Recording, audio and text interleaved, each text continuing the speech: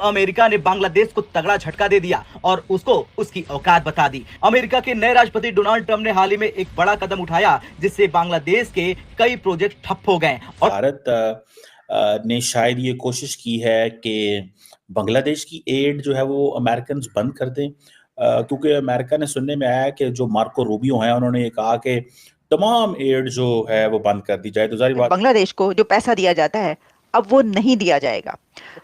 हिंदुओं का कत्ल क्यों हो रहा है वहां पर ये हंगामे क्यों हुए हैं, जो भी है। अमेरिका ने बांग्लादेश पर सबसे बड़े हमले की शुरुआत कर दी है। डोनाल्ड ट्रंप के कहने पर अमेरिका के secretary of state Marco Rubio ने अमेरिका द्वारा दी जाने वाली सभी विदेशी सहायताओं पर रोक लगा दी है। मोहब्बत वापस लौट रही है। दुश्मन ने जो नफरत का एक बीज बोया था ना, उस फसल को अब कीड़ा पड़ चुका है। वाह वाह, मजा आ रहा है जी, मुझे तो बहुत खुशी हो रही है। सच्ची बात यह है इस खुशी की क्या वजह है? कहीं ना कहीं तो जो है रास्ते हमने मुतय्यन कर लिए हैं और शायद मंजिल का तयन भी कर लिया है। अमेरिका की सबसे बड़ी डोनर एजेंसी है, उसने बांग्लादेश में अपने सारे प्रोजेक्ट पर रोक लगा दी। यूएसएआईडी के इस फैसले का असर सीधा बांग्लादेश के एनजीओ और विकास प्रोजेक्ट्स पर पड़ने वाला है।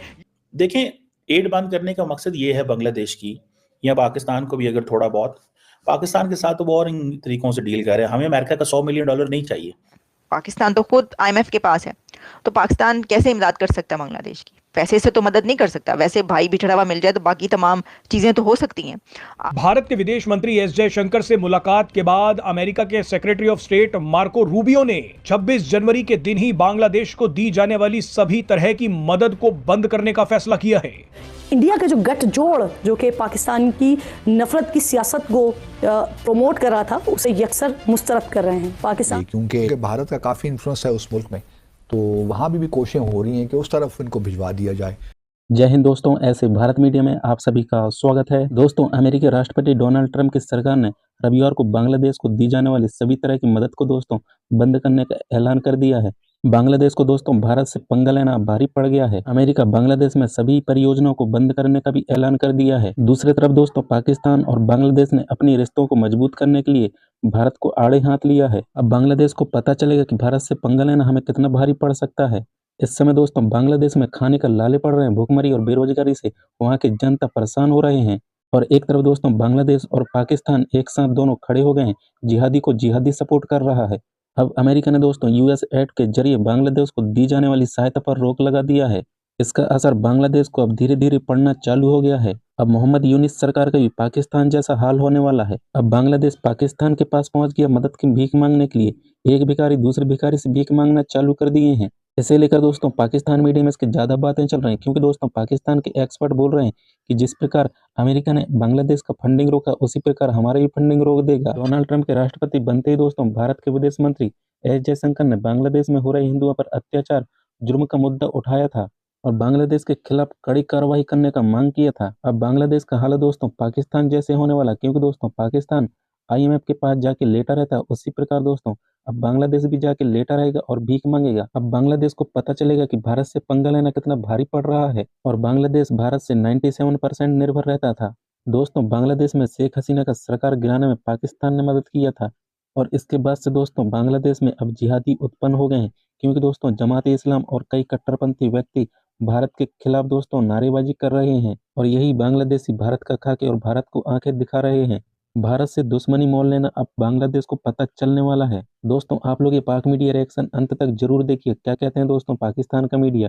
और चैनल पे पहली बार आए दोस्तों तो आप लोग ऐसे भारत मीडिया को सब्सक्राइब जरूर करना और कमेंट में दोस्तों अपना राय लिख के जरूर शेयर करना। तो दोस्तों मैं आपको मिलता हूँ एक नया वीडियो लेकर, जब तक के लिए दोस्तों जय हिंद जय भारत। भारत ने शायद ये कोशिश की है कि बांग्लादेश की एड जो है वो अमेरिकन बंद कर दें, क्योंकि अमेरिका ने सुनने में आया कि जो मार्को रूबियो हैं उन्होंने ये कहा कि तमाम एड जो है वो बंद कर दी जाए। तो जाहिर बात है उसमें बांग्लादेश की एड भी बंद होगी और मेरा ख्याल है जो पाकिस्तान को आ रही थी वो भी बंद हो गया।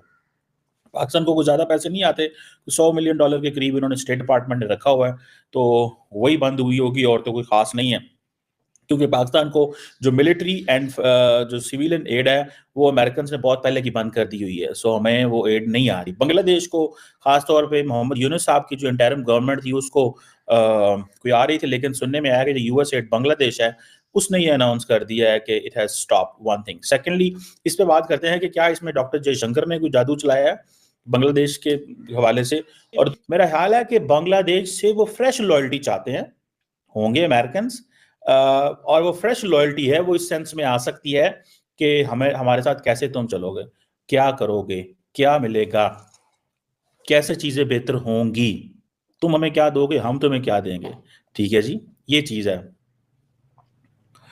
एक तो ये चीज है। दूसरा सारी बात है, एड बंद करने का मकसद ये भी होता है क्योंकि ट्रंप एडमिनिस्ट्रेशन क्योंकि जब आपने देखा होगा कि मार्को रूबियो जो पहले दिन स्टेट डिपार्टमेंट में आए तो वो उन्होंने कहा जी हम उधर पैसे देंगे जिधर हमें फायदा होगा, हम अमेरिका को कितना प्रॉस्परस कर रहे हैं, हम अमेरिका।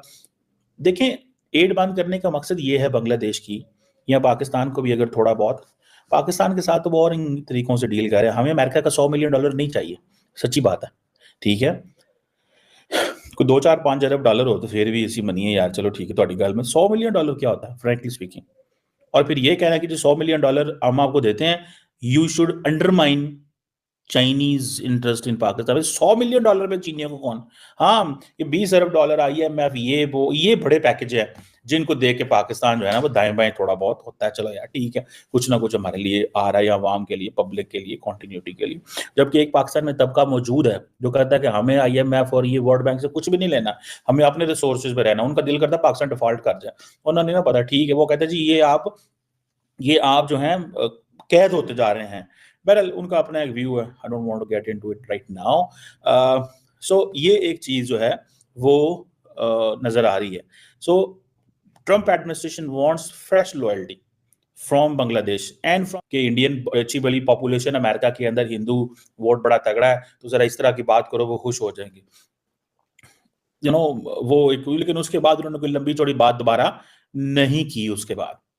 सो मुझे ऐसे लगता है कि ये इंडिया फैक्टर शायद नहीं होगा, ये ट्रंप एडमिनिस्ट्रेशन अपनी लॉयल्टी लेना चाहती है, मार्को रूबियो फ्रेश इंगेजमेंट करना चाहते हैं, महीना 2-3 लगेंगे इन्हें ये सारी चीजें करने में। कई जगहों पे क्या होगा, छोटी छोटी चीजें चलती रहेंगी, कई जगहों पे वो एड रोक देंगे, कई जगहों पे वो दोबारा कर लेंगे। सो ये चलता रहता है। अमेरिका ने बांग्लादेश की एड स्टॉप कर दी है। बांग्लादेश को दिए जाने वाले फंड्स सबके सब बंद कर दिए गए हैं। तो अमेरिका ने ये फैसला किया है कि बांग्लादेश को जो पैसा दिया जाता है अब वो नहीं दिया जाएगा। हिंदुओं का कत्ल क्यों हो रहा है वहाँ पर ये हंगामे क्यों हुए हैं, जो भी है ये फैसला अब ट्रंप ने करना है कि ये पूछना है या आगे चलकर ये कहना है कि कितनी एड दे दी जाए, एड ओपन कर दी जाए तो कितनी दी, ये अब हम देखेंगे। अब देखें यहाँ पर किसी ने लिखा कि ये कारमा है।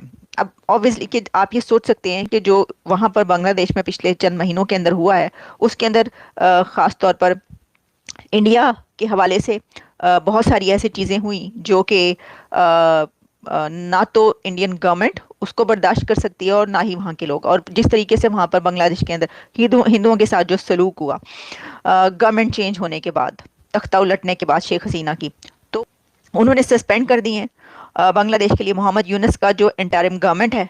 उन्होंने कहा है कि इस हुकूमत को अब पैसा नहीं दिया जाएगा, एड नहीं दी जाएगी, इसका फैसला किया जाएगा कि इनको पैसा देना या नहीं देना।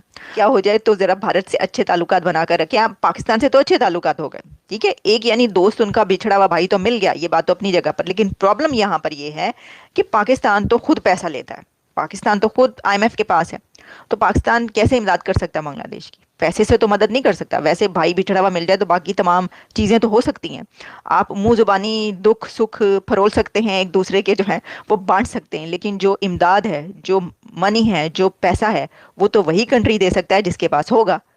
तो पैसा तो इंडिया के पास है और बांग्लादेश की वैसे भी इकोनॉमी इंडिया पे डिपेंड करती है। ये जो उन्होंने कहा कि ये लेने के देने पड़ गए, मैंने अभी आपको बताया मोहम्मद यूनुस ने जो ये कहा कि बहुत बुरे हालात हैं और इतना इधर से चाहिए IMF से और लैंडर से चाहिए, वो इसलिए कहा कि वो कह रहे हैं कोलैप्स हो रही है इकोनॉमी बांग्लादेश की, तो हमें पैसा चाहिए। तो अब जो इमदाद है USAID की वो रुक गई है, तो अब क्या होगा? अब इंडिया तो बहुत ज़्यादा मदद करता था ना, आप जानते ही हैं, भारत की तो बांग्लादेश को बहुत ज़्यादा इकोनॉमी की मदद चलती ही इंडिया के ऊपर उनकी इकोनॉमी थी, डिपेंड करती थी बहुत ज़्यादा शेख हसीना के दौर में। लेकिन उसके बाद तो ऐसा नहीं है ना, वो तो उन्होंने सारे अपने वो खींच लिए इंडिया ने। जो वो उन्होंने तो कहा अडानी के उसने के जो चल रहे हैं, इनकी बिजली चल रही है हमारे पर, वो पैसे दो, किस्तें दो, बिल अदा करो पहले फिर चलेगा, बिजली बंद कर दी गई, बहुत कुछ ऐसा हुआ है बीच में। तो अब यही है कि अब अब बिछड़े भाई से ही मदद मांगी जा सकती है। तो उन्होंने कहना है हम तो खुद IMF के पास हैं, आप क्या बातें कर रहे हैं, कैसी बातें कर रहे हैं, जरा होश के नाखून लें, हम कहाँ से नहीं। तो बहरहाल चलें, ये तो हम देखेंगे कि अब क्या होगा।